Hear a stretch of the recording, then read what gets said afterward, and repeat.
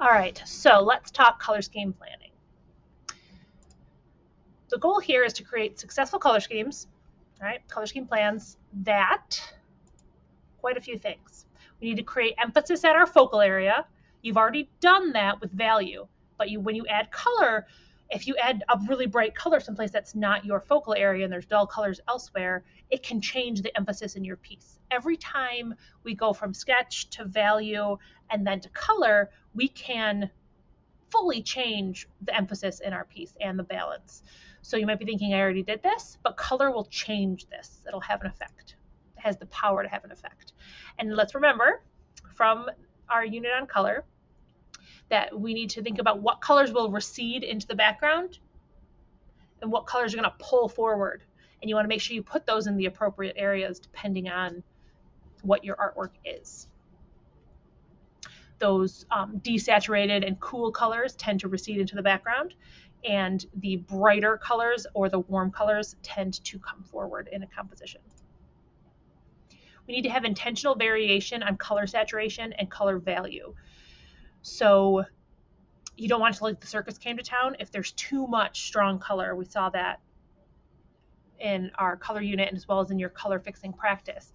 If it's just too much strong color everywhere, it's hard for the viewer to be able to read what's happening in the piece. So you need to be really intentional with like, okay, I'm going to tone the color down here and I'm going to make it stronger over here. I'm going to make sure I have a light value here and a dark value there.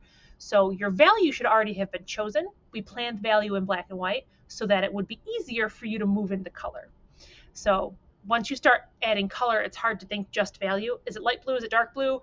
Is it intense dark blue? Is it desaturated dark blue? Like, things get complicated. So you already have your value planned and just have to be true to that when you add color.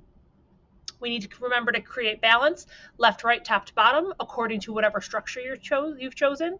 So rule of thirds is usually a little asymmetrically balanced. Pyramid's got more visual weight on the bottom, those sorts of things. If you need help with that, remember that you can always check our checklists that are hanging in the room. We need to create interest throughout the entire composition.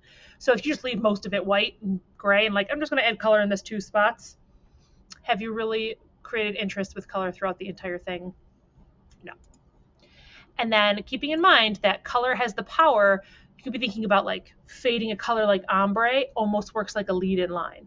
And where you place color strategically throughout the piece, you can be moving the artist's as the artist, you can be moving the viewer's eye throughout different parts of your composition and, of course, towards the focal area. So we're doing a lot with color, which is why we plan it. We don't just hope for the best. Okay, so we've already done our thumbnail sketches. Check.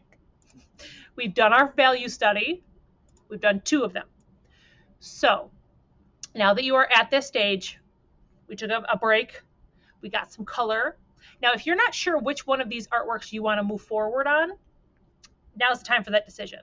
We should have that conversation face-to-face, one-on-one, and you can also put up a feedback request on what your peers think about your work.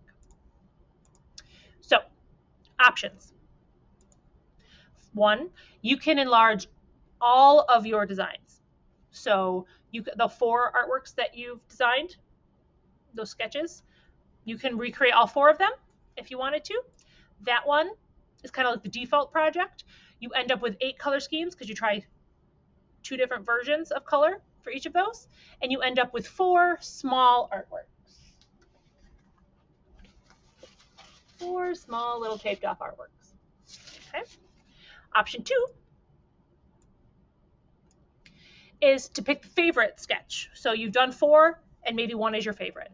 Ideally, the point of a thumbnail sketch is to try out different solutions and to get the best solution. We don't generally, do all 4.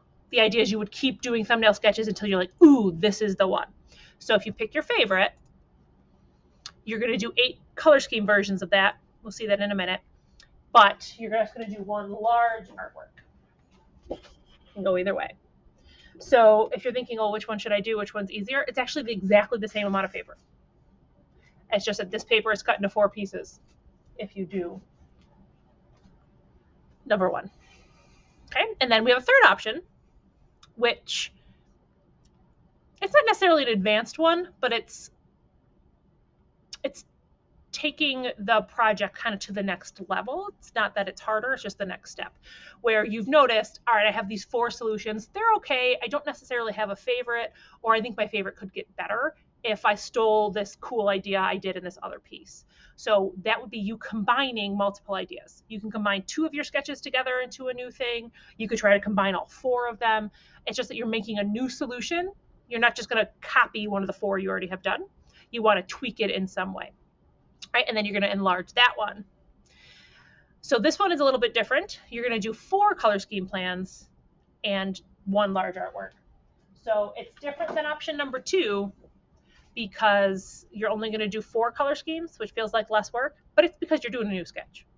So these are all the same amount of work. It just depends on where you want to spend your energy. Do you want to make 4 different versions? Or in the past, students have been like, I don't want to do all 4. They're not all awesome. I want to do my best one and just put all my time and effort into the best one. So you have options.